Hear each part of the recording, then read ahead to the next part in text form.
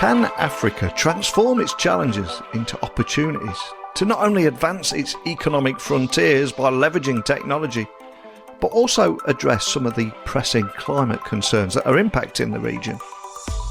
Well, today we're diving into a thought-provoking discussion with the General Counsel and Head of Governance, Risk and Compliance at MFS Africa, which is now part of Onafrique. And today's guest is bringing to the table an insightful perspective on how digital financial services and fintech innovations can not only drive economic growth, but also play a pivotal role in climate resilience right across the African continent. So my conversation today will explore the critical issues faced in Africa, such as the disproportionate impact by climate change, despite its minimal contribution to those global emissions, and also learn more about the hurdles of intra-Africa trade, exacerbated by borders and regulations. And with the Africa Continental Free Trade Agreement in the spotlight, I also want to delve into how this pact will enhance trade within the continent, potentially unlocking funding for further climate adaptation and resilience. But obviously this is a tech podcast too, so we will navigate the landscape of digitisation of payments, the significance of government policies in adapting to the world of technology, and fostering a thriving environment for digital financial services. And that mission of making cross-border payments as seamless as making a phone call, which could be a game changer for financial inclusion and economic development across Africa. But before we get today's guest on, I need to pay the bills. We've got a huge podcast hosting fee to pay for when we're releasing 30 episodes a month. And this month, I've partnered with a company called Kiteworks. Now, legacy MFT tools are dated and lack the security that today's remote workforce demands. So companies that continue relying on outdated technology, though, they put their sensitive data at risk. And in a world where digital threats evolve daily, the need for a secure, modern solution has never been more pressing. Well, enter Kiteworks, the beacon of security and efficiency in managed file transfer. And Kiteworks isn't just any MFT solution. With its FedRAMP moderate authorization awarded by the Department of Defense since 2017, Kiteworks sets a new standard for security. And this certification is not just a badge, it's a promise of unparalleled protection for your data, offering a fast track to CMMC compliance and eliminating some of those cumbersome, costly DIY authorization processes that plague so many of the alternatives out there.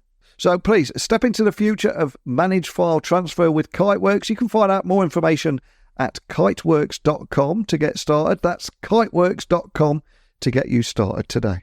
Buckle up and hold on tight as I beam your ears all the way to London, where today's guest is ready to share her story, talking about overcoming the barriers I've just mentioned, the role of fintech in addressing climate goals, and revolutionising the financial landscape of the continent. So a massive warm welcome to the show. Can you tell everyone listening a little about who you are and what you do? Thanks, Neil. My name is Funmi Delegiwa, and I'm the General Counsel and Head of Governance, Risk and Compliance and Group Company Secretary at Onafrique, formerly known as MFS Africa. Onafrique is a Pan-African payments company, and we operate the largest Pan-African payments, cross-border payments platform on the continent, connecting over 500 million mobile wallets to our network, millions of bank accounts, and operating across 40 African countries. And we provide our partners, who are mobile network operators, remittance companies, banks, corporations, and fintechs, with access to payment services in Africa, into Africa, and out of Africa. And we enable millions of Africans to send and receive real-time payments. And within the organization, I'm the senior executive that is responsible for our legal and regulatory teams, as well as our risk and compliance function. And from a governance perspective, our corporate secretariat, corporate governance approach, data governance, ESG, and impact. So a pretty full portfolio. It really is. And one of the reasons I invited you on the podcast today is to shine a light on the great work you're doing here, because one of the things I try and do every single day on the podcast is get people thinking differently about how technology is empowering individuals all the world. And in a lot of places, or a lot of instances where you don't automatically associate with technology. And we will have people listening in over 160 countries right now, and many people listening will be completely unaware that I think something like 1.4 billion adults in the world don't have access to a bank account. So just to set the scene for our conversation today, based on your insights and some of the discussions that I was reading you've had at the COP28 Climate Summit, why is there a pressing new need for new climate-centric financial architecture across Africa? And how could it address both the continent's development goals along with climate commitments? Because there's so much going on in this space right now, isn't there? Yeah, there is. And I think the starting point is to understand that Africa is severely shortchanged when it comes to the climate discussion. Firstly, it's as a continent is disproportionately impacted by climate change, and it has seen extreme weather conditions in the recent years occurring more frequently and wreaking more havoc across the continent. And in 2022 alone, 10 million Africans were directly affected by climate and water and weather-related disasters. So think about it, 110 million people across the continent. And that's despite the continent contributing to as little as 4% to global greenhouse gas emissions. So there's that disproportionality between actual contributions and impact. And then secondly, the continent is nowhere near prepared to withstand the effects of climate change. It doesn't have the funding to become adequately adapted to the different changes that it's seen, the floods that are coming, the typhoons. And then there have been promises around financial commitments towards addressing this from developing countries, but that hasn't come through. And that's the third issue, because the continent only receives about 3% of global climate finance. So you have the drastic impacts, you have the lack of preparedness, and you have couple that with inadequate funding to actually help you get prepared. And so the ask now is, can we start looking inward within Africa to find our own solutions here towards addressing these gaps in climate funding? And that's where the question is now coming up, and people are asking, and I'm asking, is there a need for climate-centric architecture, financial architecture for Africa by Africans? And before you came on the podcast today, I was reading about the Intra-Africa Trade Act. And again, for anyone listening anywhere in the world that are unfamiliar with this, can you tell me a little bit more about it, and also how it could be a almost foundational pillar for funding climate adaptation and also resilience across the continent? And also, what steps need to be taken to maximise this potential? Because it feels like there's a real opportunity here. I agree. And the starting point is to realise that any increase in intra-African trade, it will be good, because that has grown quite slowly just because of the pure mechanics of how Africa is. It is a continent of 54, 55, depends on who's counting, countries. And intra-Africa trade is limited by the borders that exist within the continent in itself. And just to give you a sense of how little it's grown, in 2013, revenue from the sector was at 98 billion. In 2022, almost a decade later, it's 102 billion. This is despite the fact that you've had, changes in innovation, technology, development, increase in population, increase in businesses. But the continent isn't trading with each other. And that's where the Intra-Africa Trade Act comes in. And the key thing that's been approached here is to look at ways to create a single economic market for goods and services and people within Africa, and implement the African Continental Free Trade Area. The proposed projection is that we would like to increase intra-Africa trade by 81% by 2028.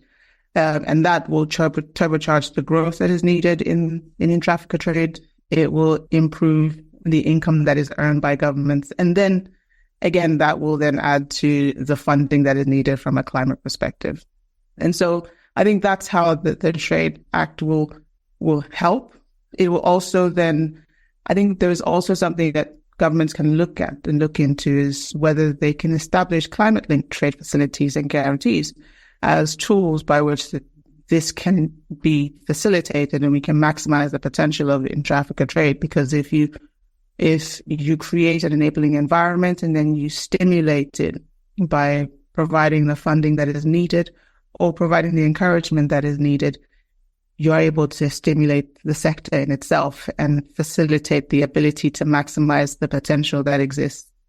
And if we just zoom out just for a moment to understand the scale of the problem we're talking about here, what would you say are the biggest financial and trade barriers currently hindering intra-African trade? And also talking about the solution, how are you overcoming these obstacles to help facilitate that smoother transaction investments within the continent?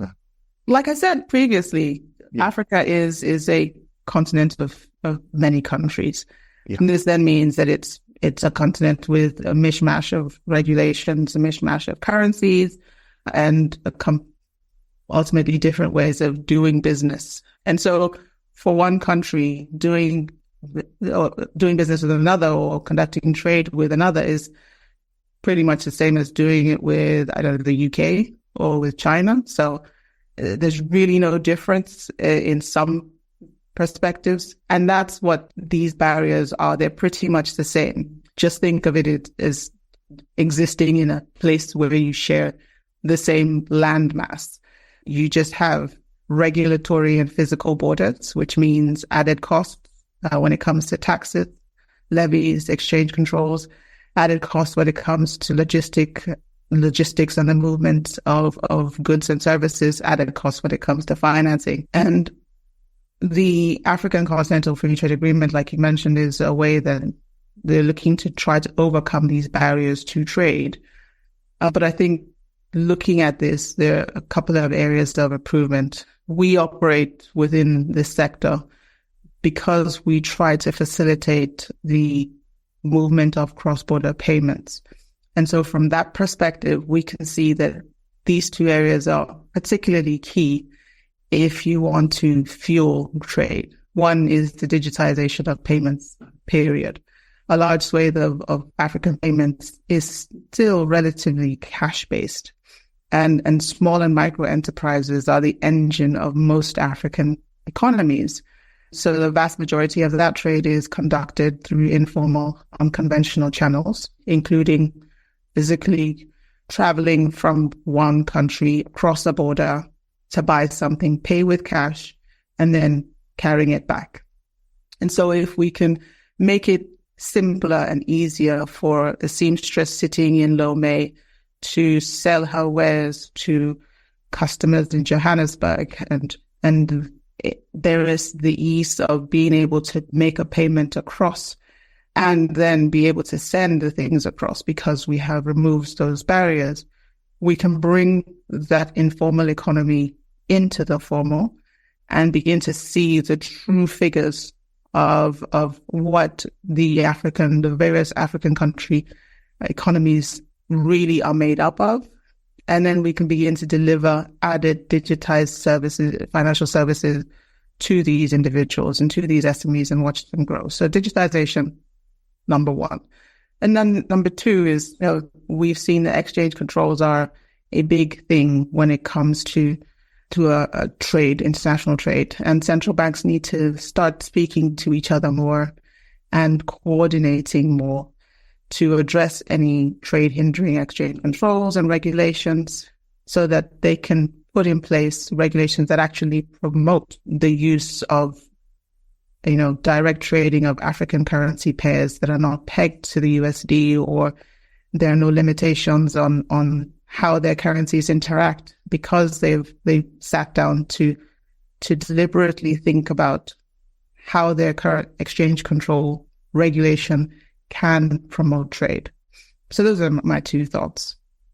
And I'm curious, from your perspective here, how critical is the role of government policy in fostering a conducive environment for digital financial services to thrive? And any specific policies that you'd recommend to maybe accelerate this fintech growth and its contribution to climate goals, of course? Yeah, that's one that's near and dear to my heart. Yeah. Regulation and government policies are central to developing a thriving digital financial services environment. They significantly help drive innovation, and they can stimulate growth, and they can support companies in their quest to deliver innovative solutions. And so there has been a lot of growth, I can say, looking back over the years. Now there is much more dialogue between regulators, governments, and the fintech community. They're beginning to listen to the community. When fintech was evolving, the view was, regulate them just as you regulate banks, but then you begin to realize that they're not quite the same. And now they're putting in place regulation that's specific to the sector, which is good. Licensing regimes and sandboxes are being introduced to encourage new technology to come in and test things out. And then if it works, you can then launch, and they put in place a licensing regime and some kind of supervisory regime that works. So lots of African countries are showing a readiness to welcome innovation. And that is at the core of what the fintechs bring. But then if we're looking at climate goals and making sure we can accelerate the growth, I think unifying regulation is at the core. So that's my number one ask. We have improvements from individual regulators and individual countries and governments, but the sooner we get to a point where we have regionalized regulation, or at least continent-wide regulation and regulatory approach to fintech licensing, fintech supervision across the continent, it will accelerate the ability of fintech companies to actually grow, innovate, and contribute to our climate goals. And then secondly, public and private partnerships and cooperation is always instrumental in driving change and pushing for innovation. And then, so governments should look at how they can partner with fintechs to deliver climate-focused solutions for their regions, for the continent as a whole. Just looking at how they can fund, how they can promote, they can champion these initiatives will be helpful. And my big takeaway from our conversation today is that addressing exchange controls and simplifying cross-border payments is essential for enhancing intra-African trade. So with all that in mind, what would you say are the biggest challenges and also, most importantly, the opportunities in this area, particularly in light of the work that you're doing and the mission that you're on here? I think I might have touched on this many times already in our conversation, but I'll just repeat it again. It can only fuel the growth that is needed, because what is missing is funding. And if we can stimulate our own funding internally and not entirely depend on the developed world or depend on someone else outside of ourselves to help us, we are going to make the changes we need to see quick, or as quick as we would like. But in particularly in light of what we are trying to do as On Afrique, you mentioned our mission. Our mission is very simple: to make borders matter less. And we believe that making a payment should be as easy as making a phone call. We don't think for a second when we pick up our mobile phones and put in a number that for some reason it's not going to go through. Your default position is you're going to get through. And if you don't, that is the anomaly, because maybe something is wrong somewhere, or someone is not available. But it's not that it can happen. In Africa, the default position is that it's not easy. We want to change the default position to it happens. And the anomaly is that it maybe doesn't. And we want to have that in every single African country. So we're now in 40. We want to get to every single African country. And we want to be able to provide every single African access to digital financial services. And for this to become a reality, regulation needs to evolve, regulators need to evolve. We believe regulation and oversight and laws are good. They are beneficial. We encourage them and we regularly engage with our regulators on this. But the ask is that they stop viewing exchange controls and regulation from a protectionist perspective, but begin to look at it from an enabling perspective and look at how it can actually be a driver for growth and not just how it can protect. They can protect their dollar reserves. And that opportunity exists in digitizing payments and regulating for growth. I just love how you're using technology, leveraging technology to make borders matter less there. And you've shared your grand vision. But I'd love to hear more about what you think that will look like in the end. Let's say we achieve everything that you're setting out to here. What does that more climate resilient and economically integrated continent look like? Is there anything you can share about that and the work you're doing to make that happen? I appreciate you've told me many times here what that grand vision is, but I just wanted to help anyone listening around the world just to see that and what that will look like.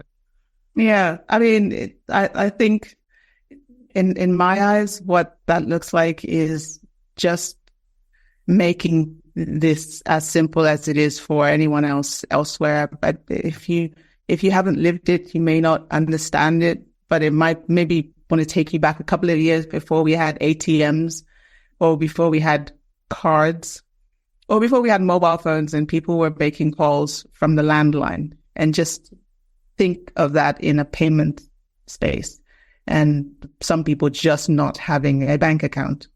And for us, it's getting the continent to a place where we don't have people that can't have access to financial services, and they can have them. And if they don't have a bank account, that's okay, because they can do so from their mobile phones. They can have mobile wallets. They can make payments. They can buy insurance. They can pay for their school fees. They can run a business from their phones, from their cards, from their POS devices, point of sale devices.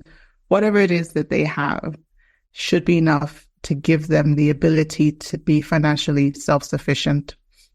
And we want to provide that financial payment infrastructure that makes it easier for everyone connected to our network, whether it's companies, governments, development organizations, to provide payment services to millions of Africans and facilitate the ease of moving funds, whether it's for climate financing or just financing generally, or for growing a business, or funds for even climate relief. However we can be that rail, we want to be that rail. So think of us like the SWIFT of Africa, but there to provide payment services as easily and simply as possible. And I think that's such a powerful moment to end on. And there'll be so many people listening around the world that take those things for granted. Having a bank account, visiting an ATM, managing their life and finances all from their smartphone. Incredible, the work that you're doing here, and I applaud you. And honestly, I would love to stay in touch with you and keep it up to speed with how things are evolving, and get you back on later in the year or early next year and support you in any way I can. But I can't thank you enough for sharing your insights today. But before I let you go, I want you to leave everyone listening with one final gift, and that is a book that has inspired you or means something to you, or that you would recommend that we can add to our Amazon wish list. All I'm going to ask is, what would you like to leave them with and why? There is one book, and it's called To Heal a Fractured World. It's written by Jonathan Sachs, and it's a book about reorienting your perspectives and helping you to be less preoccupied with self, getting out of your head and lean into the shared humanity that we all have, and that we all understand that our purpose in life is to help others, to bring solutions, to solve problems. And that is really what makes you truly human. And that was a life-changing book for me, a perspective-changing book for me. And I hope it helps others in changing their perspectives or enhancing it in any way. Well, I'll get that added straight to our Amazon wish list. And we have only scratched the surface in the work that you're doing today. So for anyone listening, maybe they want to find out more information about you, your work, how they can help, or just want to learn more or contact your team. What is the best starting point for everything? You can always reach out to me on LinkedIn. I'm available on LinkedIn, and we can also check our website, onafreak.com. Awesome. Well, I'll add both links there to the show notes so people can find you nice and easily. And as we said, we talked about everything from omni-channel payment journey to open up Africa and also how you're becoming the Swift of Africa and that grand vision that you've got, and even had time to leave us with that great book, Healing a Fractured World. I'll get that added to our Amazon wish list. Meanwhile, I said I'd love to stay in touch with you and see how this evolves throughout the year. But more than anything, just thank you for your time and sharing this important story today. Thank you, Neil. It's been a pleasure being here with you as well. Wow, what an incredible conversation there. And I think that journey towards a resilient and economically integrated Africa is both challenging and filled with so many untapped opportunities. And the insights shared today underscore the pivotal role of digital financial services, government collaboration, and innovative fintech solutions to navigate the complexities of intra-African trade, climate resilience, and financial inclusion. They are three huge things that technology can tackle there. And I think the vision set forth by today's guest is a real beacon of hope towards realising an Africa where financial barriers are dismantled. Every individual has access to the tools needed to thrive in a digital economy.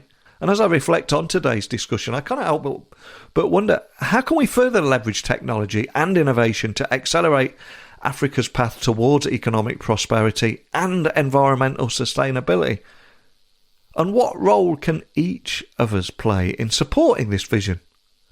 Well, I invite you to share your thoughts, your ideas on how we can collectively contribute to shaping a brighter future for Africa.